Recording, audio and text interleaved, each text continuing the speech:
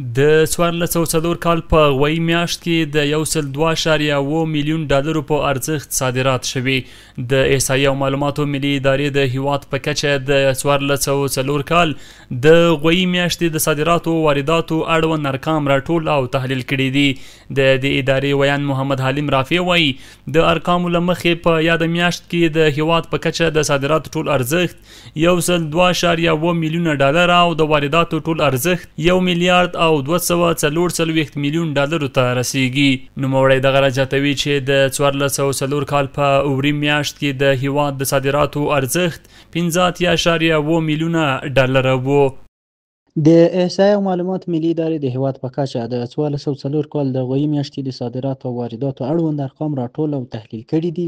د ارقامو له مخې په یاده میاشت کې د هیواد په کچه د صادراتو ټول ارزښت 102.7 میلیون ډالر او د وارداتو ټول ارزښت 1 میلیارد او 244 میلیون ډالرو ته رسیږي.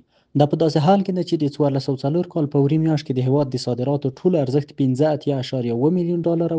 د ارقامو تحلیل ښیي چې د 1404 کال په غویي میاشت کې د صادراتو ارزښت د روان کال د اوري میاشتې په پرتله 12 میلیونه ډالره زیاتوالی لري. ښاغلی رافع دغه راز وایي د 1404 کال په اوري میاشت کې د هیواد د وارداتو ارزښت 842.8 میلیون ډالرو ته رسېده چې د 1404 کال په غویي میاشت کې د 401.2 میلیون ډالرو په ارزښت زیاتوالی پکې راغلی دی.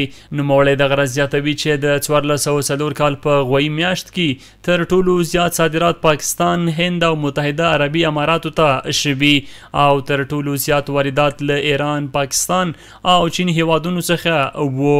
له بل لوري د 1404 کال په اوري میاشت کې د هیواد د وارداتو ارزښت 842.8 میلیون ډالرو ته رسېده چې د 1404 کال په غویي میاشت کې د 401.2 میلیون ډالرو په ارزښت زیاتوالی پکې راغلی دی. ارقام ښیي چې د 1404 په غویي میاشت کې تر ټولو زیات صادرات پاکستان، هند او متحده عرب اماراتو ته شوي او تر ټولو زیات واردات له ایران، پاکستان او چین هیوادونو څخه وو.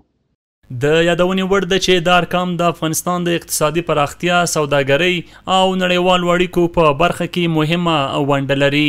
د صادراتو او وارداتو په دې کچه کې بدلونونه د هیواد د سوداګریزو اړیکو او بهرنیو بازارونو سره د تعامل څرنګوالی څرګندوي.